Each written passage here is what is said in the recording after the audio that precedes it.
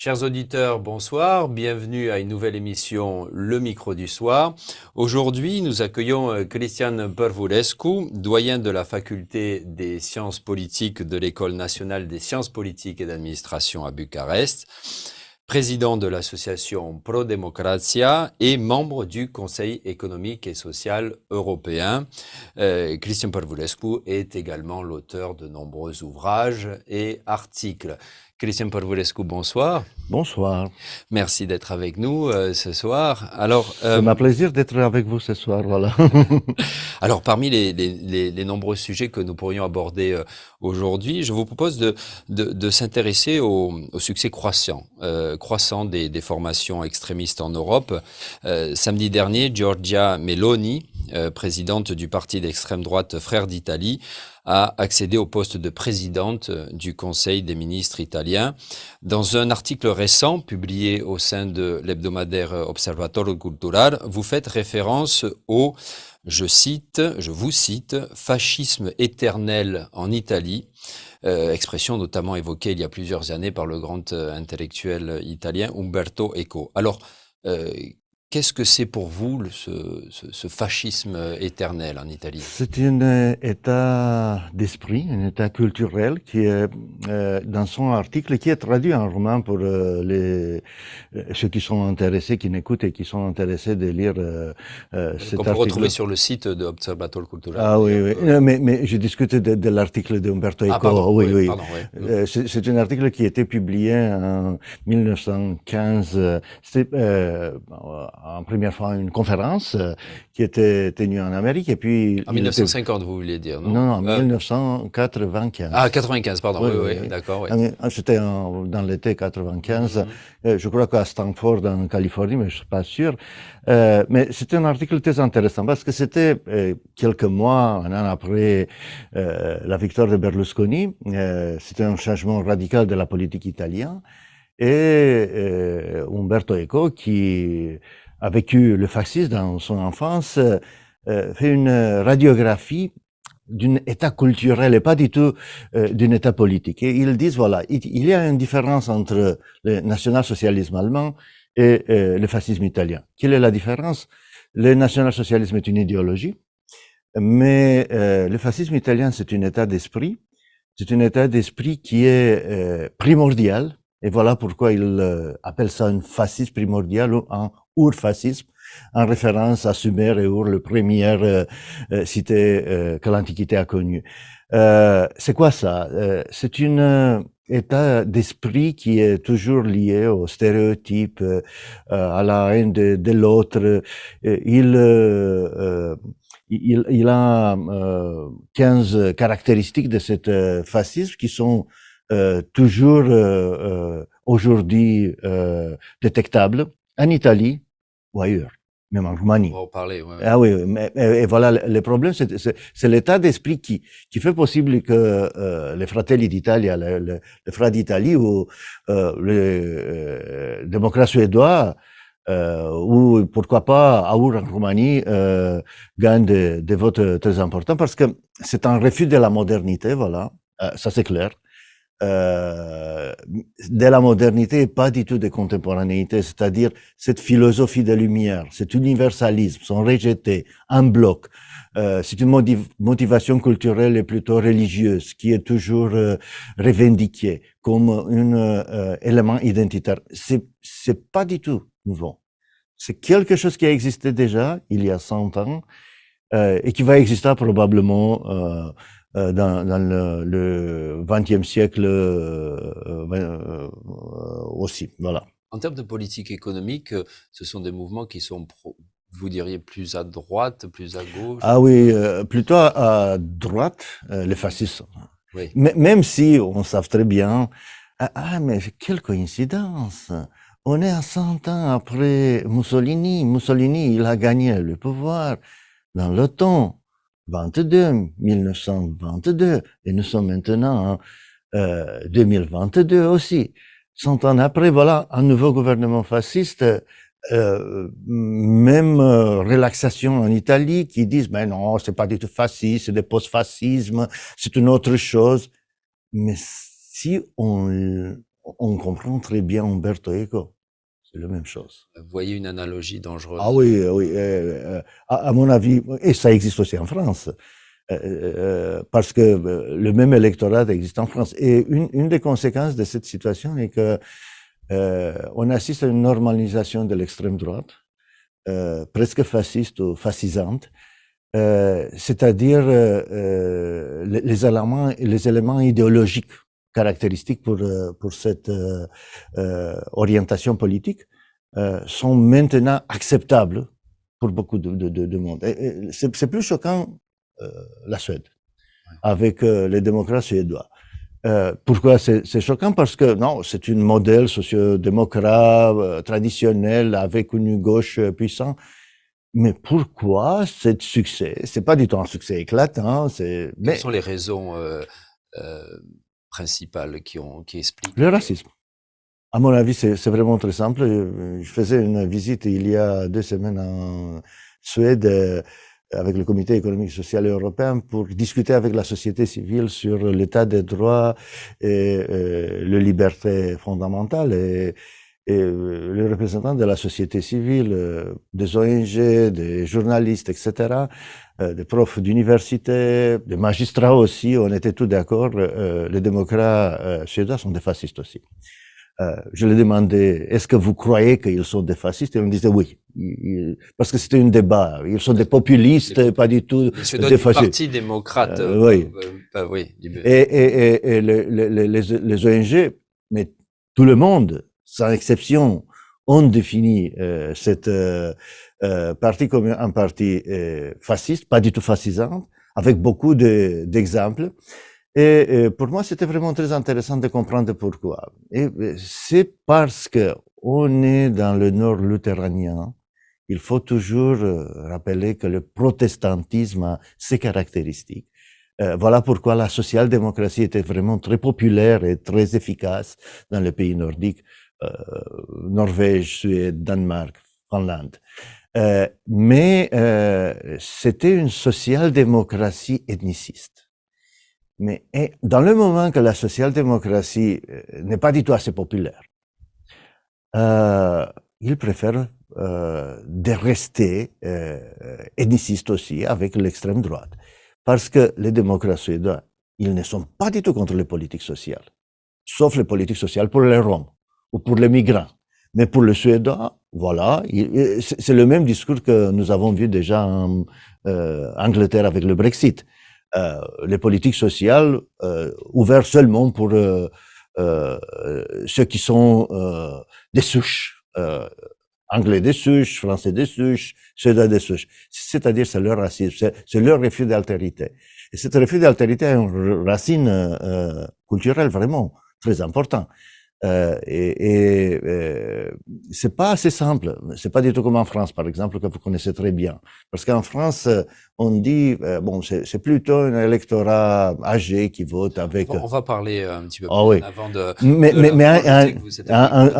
en Suède, Suède, ce sont les jeunes qui votent avec l'extrême droite. C'est pas du tout les personnes les plus âgées ont voté. Il faut rappeler que le parti démocrate, en fait, ce ne sont pas tous les démocrates en Suède qui ont un petit peu cette tendance fascisante, comme vous dites, mais le parti. Le parti des Suédois démocrates. Voilà. C'est sa appellation. Il est maintenant, oui, qui soutient maintenant les modérés et les libéraux qui forment le gouvernement, mais leurs politiques sont plutôt dirigées par du Parlement par les démocrates suédois. Pourquoi? Parce qu'ils sont maintenant le plus puissant parti de droite. Oui. Voilà, 20%. Les sociodémocrates, ils ont resté le premier parti. Ils ont, je crois, 27-28%. Mais c'était pas suffisant pour avoir une majorité. Même si en Suède, la situation est plutôt compliquée parce qu'il n'y a pas un vote de confiance en gouvernement. C'est pas du tout comme en France ou en Angleterre. C'est plutôt une acceptation par le Parlement d'un gouvernement. Il peut être minoritaire, mais pour les sociodémocrates, n'était pas du tout un parlement qui était disposé de soutenir un gouvernement minoritaire. Ils ont été obligés d'accepter la situation. Et la première chose qui a fait le nouvel gouvernement, qui a seulement 2 semaines, c'est que on a décidé, ils ont décidé de terminer avec le département sur l'environnement. Voilà. Les politiques environnementales, Ça, on c'est était quand même étonnant dans un n'est-ce pays pas? qui est connu pour être très, très à l'avant-garde Ah oui, des voilà. politiques d'environnement. Et ça, d'accord. Mhm. Et ça indique l'influence des démocrates suédois qui ont beaucoup de propositions. Et en ce qui concerne les politiques dans la ville, je discutais avec des associations de fonctionnaires et ils ont été vraiment très inquiets en ce qui concerne leur avenir parce que c'est possible que le nouveau gouvernement va harceler les fonctionnaires publics. C'est une tradition là-bas en ce qui concerne la force et l'importance des syndicats et de la fonction publique. Mais maintenant, la situation peut changer. Voilà pourquoi il y a beaucoup de choses. Et si en Suède, on a quelque chose comme ça, on revient en Italie. Et alors précisément, pour revenir à l'Italie, il y a une diaspora roumaine importante Oui. en Italie.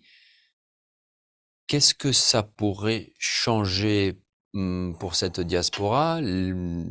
Est-ce que les Roumains qui sont établis là-bas depuis longtemps vont peut-être y réfléchir à 2 fois avant de prolonger leur séjour? Est-ce que vous pensez qu'éventuellement ça pourrait provoquer des décisions? Pour le moment, non. Les Roumains ont été plutôt favorables à Fratelli d'Italia. Il y a des explications culturelles, mais aussi sociologiques. Parce que on sait très bien que les Fratelli d'Italia ont profité beaucoup de la situation pandémique. Ils ont critiqué les restrictions avec violence et beaucoup de Roumains ont été toujours très affectés par la situation économique dans 2020-2021 et même en 2022. Et ils ont été plutôt favorables à Fratelli d'Italia qu'aux autres partis. Et puis la liaison entre la diaspora romane d'Italie et le Parti démocrate n'était pas du tout très bonne, très solide, voilà. Ils ont été plutôt ouverts à Forza d'Italia. Dans le Nord, j'avais même des étudiants à Mastera qui ont travaillé beaucoup en Italie, qui ont été plutôt favorables à la Lega. Et je discute de personnes qui ont été vraiment éduquées, mais pour le travailleur roumain, voilà, le message en ce sens était vraiment très, très puissant et très attirant. Et je crois qu'ils n'ont pas compris que c'est quelque chose contre les Roumains, la diaspora roumaine, mais contre les Africains et les Arabes, c'est-à-dire la concurrence. Et voilà parce que en ce qui concerne le petit boulot que pour les Roumains sont toujours disponibles, la concurrence n'est pas du tout en italien ou une italienne, non, ce sont les migrants. Et voilà pourquoi probablement on sait que beaucoup des associations roumaines ont affirmé officiellement qu'on soutenu Fratelli d'Italia. On sait ça déjà. Et puis, on sait déjà de décembre 2020 que la diaspora a voté beaucoup avec Aur aussi. Mais on a, comme on dit, des explications sociologiques et économiques, mais aussi culturelles qui sont vraiment très acceptables pour expliquer et comprendre cette situation. Alors pour revenir à l'Europe centrale et l'Europe de l'Est, est-ce que cette terminologie de fascisme éternel peut s'appliquer à un pays comme, je pense à la Hongrie, évidemment, de Viktor Orbán. C'est la tradition Horthy en Hongrie qui est vraiment très important et je crois que que Orbán a beaucoup emprunté d'Horthy. même cette idée impériale qui existe, voilà. Ancien dirigeant autoritaire. Oui, c'était l'ancien régent Mhm. de l'Hongrie parce que l'Hongrie n'était pas du tout république pendant cette période. Ils ont attendu toujours l'impérateur, c'est-à-dire la reconstruction de l'empire autrichien, bah, hongro-autrichien qui a existé à la fin du 19e siècle et au début du 20e siècle. Mais et voilà pourquoi Orban il est assez ouvert sur l'idéologie de Poutine parce que c'est la même idéologie impérialiste. Mais les Hongrois eux-mêmes, est-ce que vous sentez aussi de la même façon que cet état d'esprit dont vous parlez? Si, je connais beaucoup de Hongrois, mais ils sont des représentants des ONG. Est-ce qu'ils sont représentatifs? À mon avis, non. Ils sont isolés. C'est une offensive qui a débuté en 2010 contre les ONG, la société civile, qui a presque détruit la société civile en Hongrie. L'Hongrie n'est pas du tout une démocratie, pas seulement une démocratie libérale. On discute déjà d'une autocratie là-bas, et si on lit le sondage d'opinion, à mon avis, la population hongroise est plutôt d'accord avec Orban. On a des sondages très intéressants récemment concernant la perception sur la situation économique provoquée par la guerre d'Ukraine.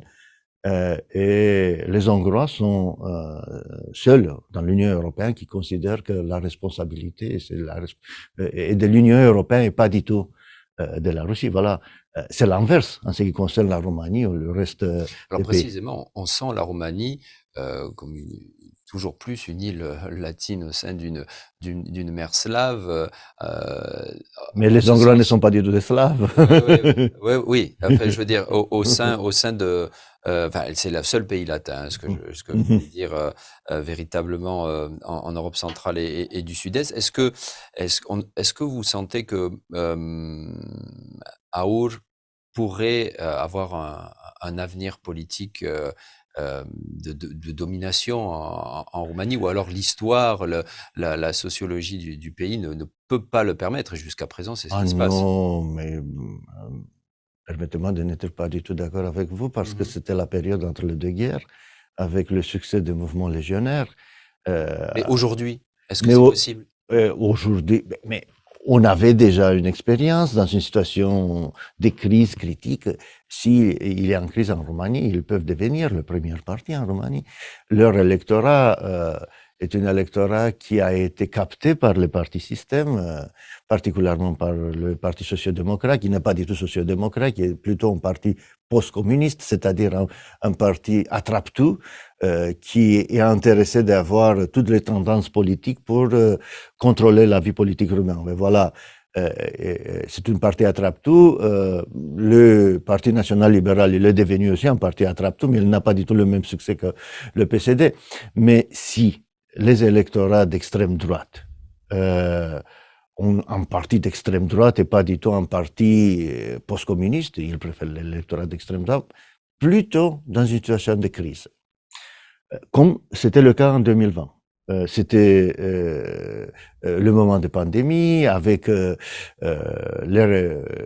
la mobilisation anti-restriction, avec les théories de la conspiration et tout ça, et ils ont beaucoup profité. C'était pas du tout surprenant le succès d'Aour. Il y a des mouvements qu'on peut définir, si vous voulez, comme extrême droite. C'est plus compliqué que ça.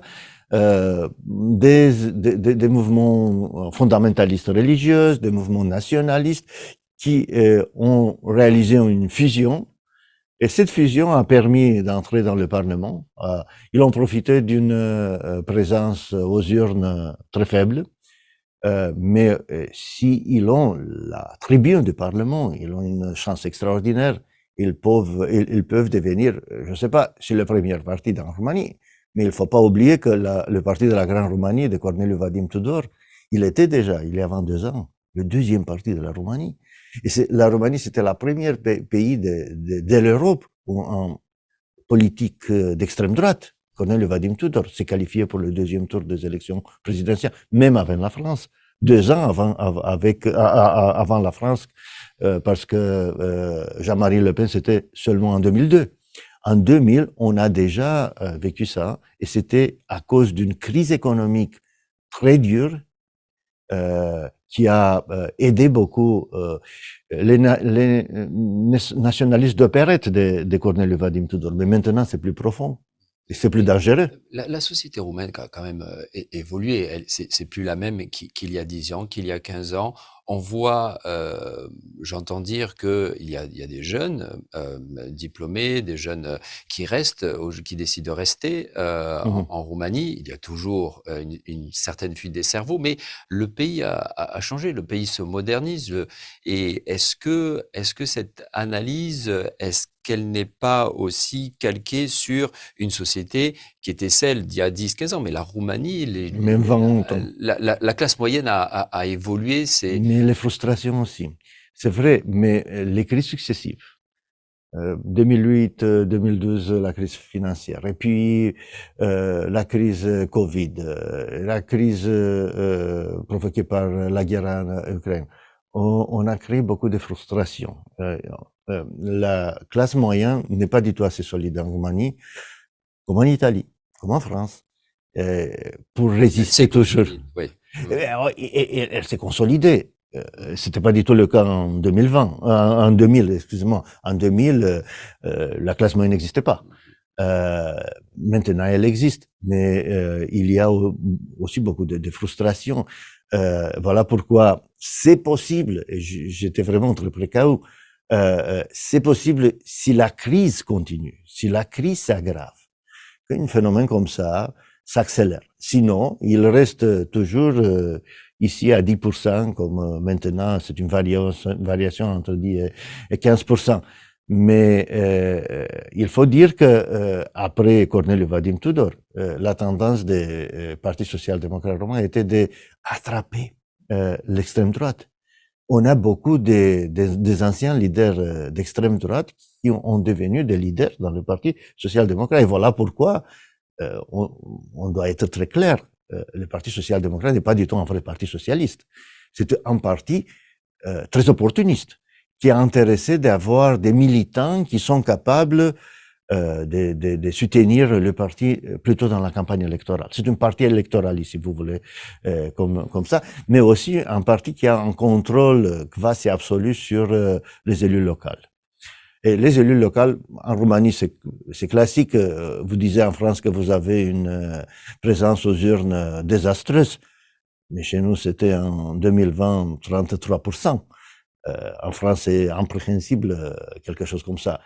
Et cette présence aux urnes permet aux partis qui contrôlent les élus locaux de gagner. Voilà, c'est vraiment très simple, c'est mathématique. Le parti social-démocrate va gagner les élections toujours en Roumanie si la présence aux urnes est au-dessus de 50%. Et comment se passe son rapport avec le Parti national-libéral? Il semblerait qu'ils arrivent à s'entendre. Oui, mais c'était une question plutôt conjoncturelle qui est une conséquence de la guerre en Ukraine, parce que la guerre était anticipée par le président.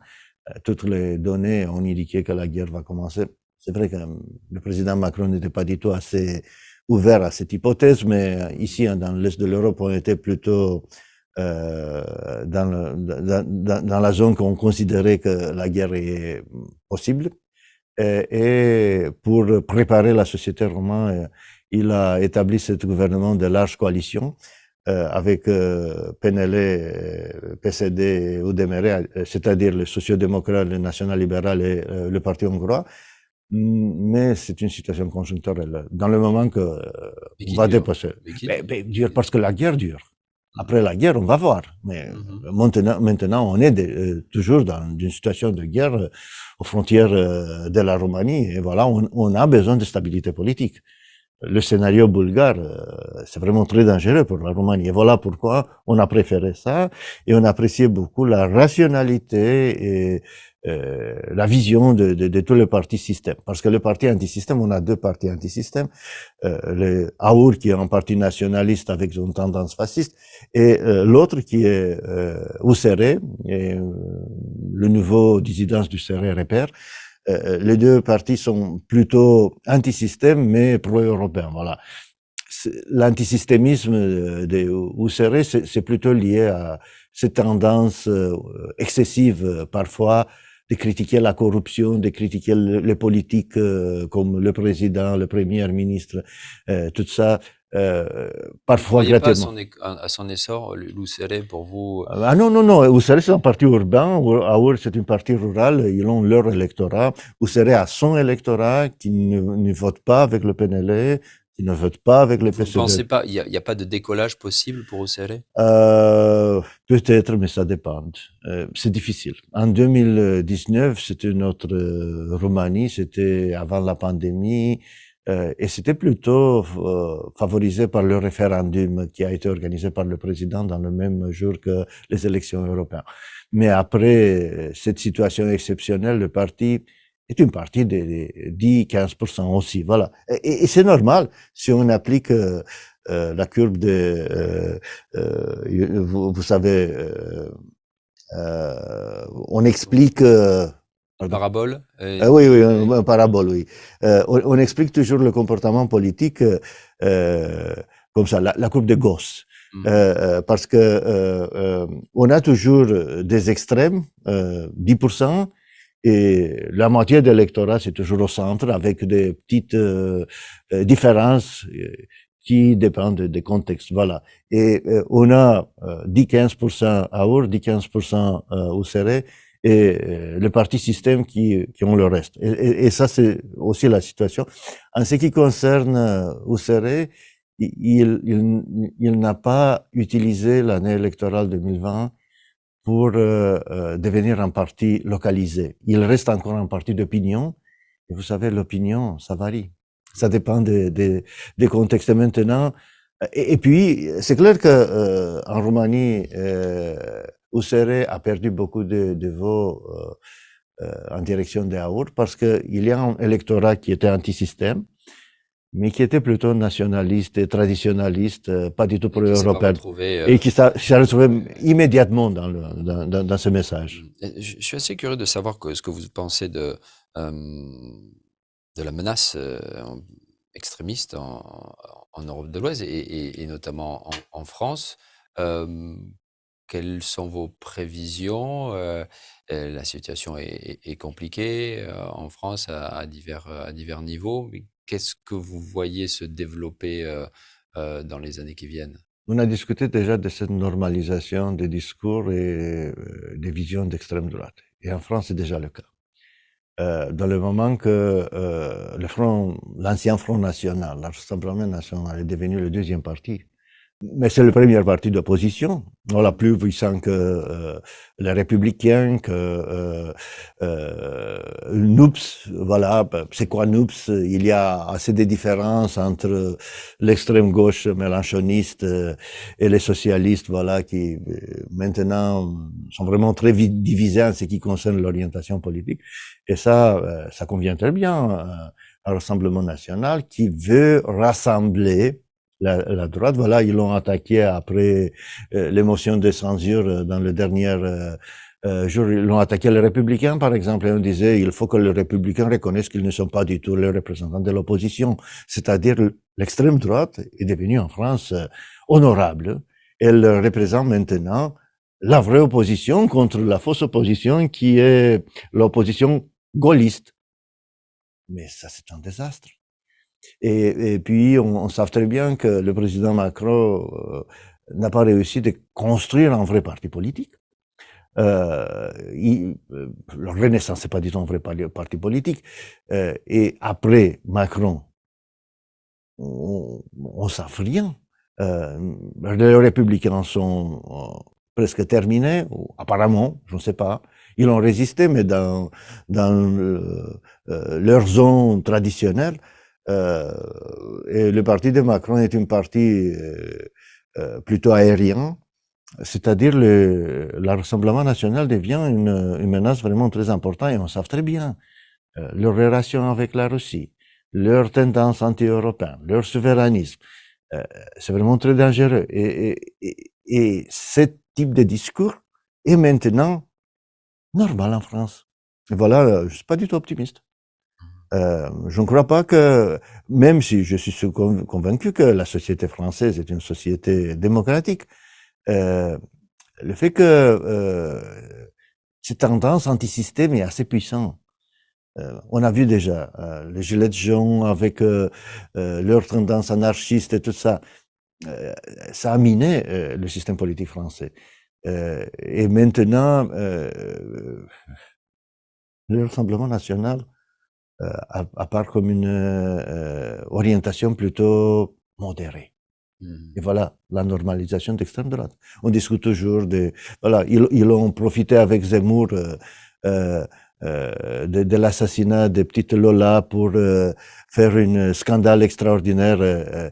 Ils instrumentalisent tout pour répondre aux appréhensions publiques qui existent, qui sont une réalité, mais qui ne peuvent pas être résoudre comme Rassemblement national ou Zemmour propose.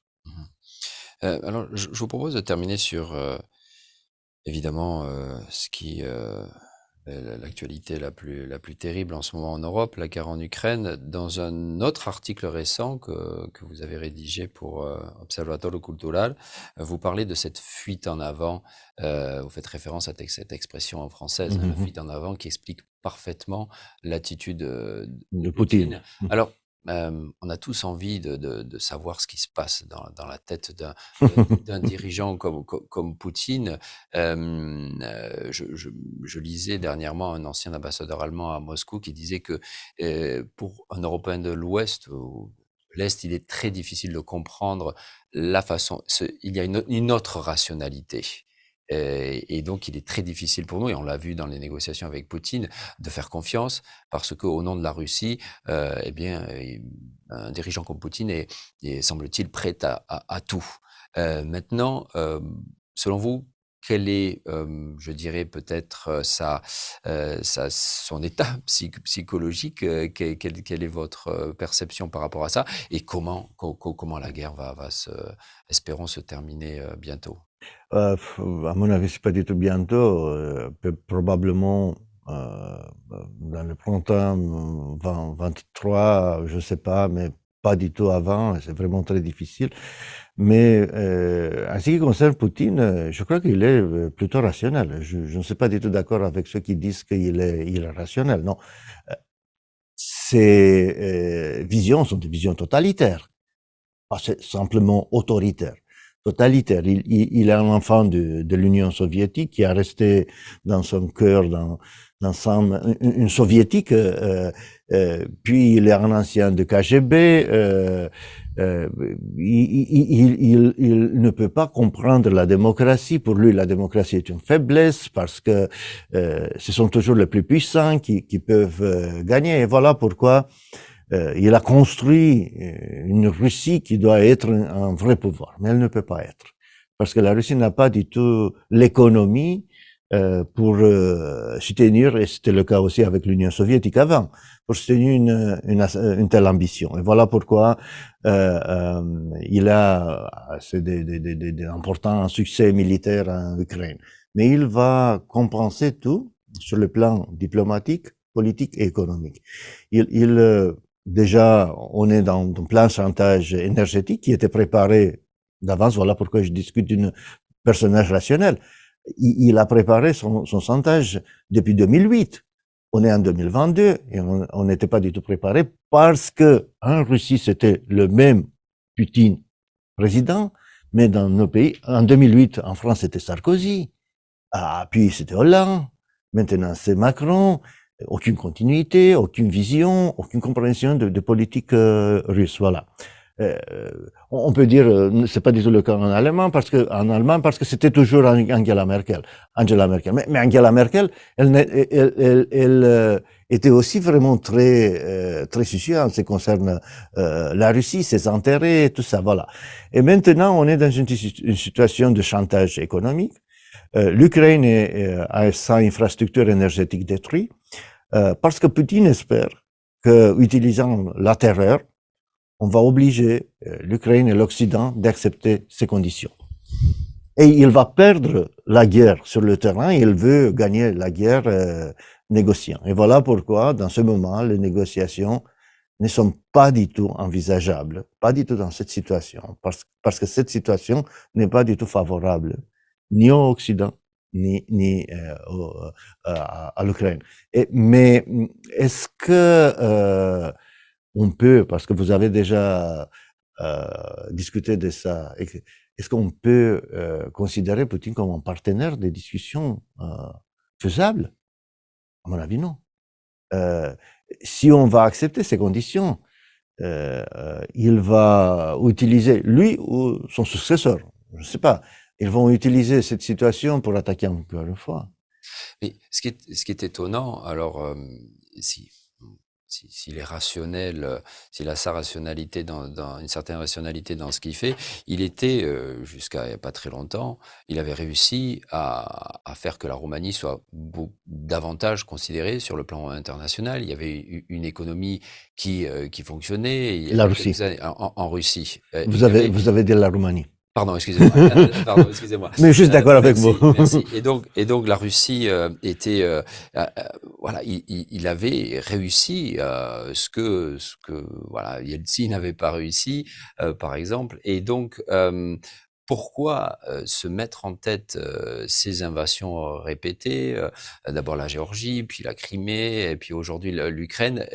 Et qu'est-ce qui pousse ce dirigeant qui avait déjà fait un bon travail entre guillemets à aller encore plus loin? Il est empli de je ne sais pas, d'une façon, on le dit souvent, une espèce d'héritage comme ça, Impérial et soviétique aussi, à la impérial fois. soviétique. Il Oui, est complètement empli de ça, oui. et ça n'a pas suffi, le fait d'avoir remis la Non, Russie non, parce que c'était pas du tout suffisant. Parce que Mmh. de début, et il faut rappeler le guerre gelée en Transnistrie, par exemple, Abkhazie, etc., etc. Les guerres gelées ont été des situations qui ont été créées par la Russie de Helsinki déjà pour revenir. Et il faut pas oublier que Poutine est le successeur choisi par Yeltsin pour continuer et pour terminer son œuvre. Et voilà, il a presque réussi. Et puis, c'est l'âge. Il a 70 ans. Et il veut laisser après. Il tente le tout pour le tout. Ah oui, oui, il veut laisser un héritage, une grande Russie, une Russie puissante. Son calcul, voilà, a échoué parce qu'ils ont considéré que l'Ukraine n'est pas du tout préparée pour se défendre. C'était le choc absolu. Mais il a existé toujours un scénario. Et ils n'ont pas perdu la guerre, ils ont perdu des batailles, mais pas du tout la guerre. Ils ont toujours des avantages, mais il faut être vraiment clair. Le problème de la Russie, c'est le manque d'institutions. Il y a un leader absolu, Poutine, et aucune institution. Et si Poutine va disparaître, c'est qui? Armée et compromis. Les services secrets sont compromis. Le parti n'existe pas. L'État n'existe pas. C'est un vrai problème. Leur pari de construire une puissance liée à une seule personnalité, c'est pas du tout gagnant. Et voilà le vrai problème de la Russie. Ils n'ont pas institutionnalisé. C'est un pays corrompu, on sait très bien.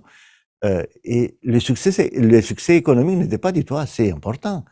La Russie a une produit interne brut per capita inférieur à la Roumanie.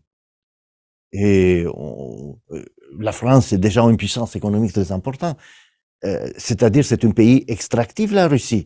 C'est un pays corrompu, extractif, où l'oligarchie utilise la richesse seulement pour s'enrichir. C'était tout. Et voilà pourquoi les faiblesses de cet empire, c'est pas du tout le cas avec la Chine, mais on n'a pas le temps de Oui. discuter de la Chine. Voilà. Écoutez, monsieur Parvulescu, je vous remercie infiniment Moi aussi. d'avoir C'est un été vrai avec nous plaisir. ce soir. Chers auditeurs, comme d'habitude, vous pouvez retrouver cette émission sur la page Facebook de RFI dès demain et sur le site rfi.ro. Merci à vous. Week-end Placoute. Au revoir.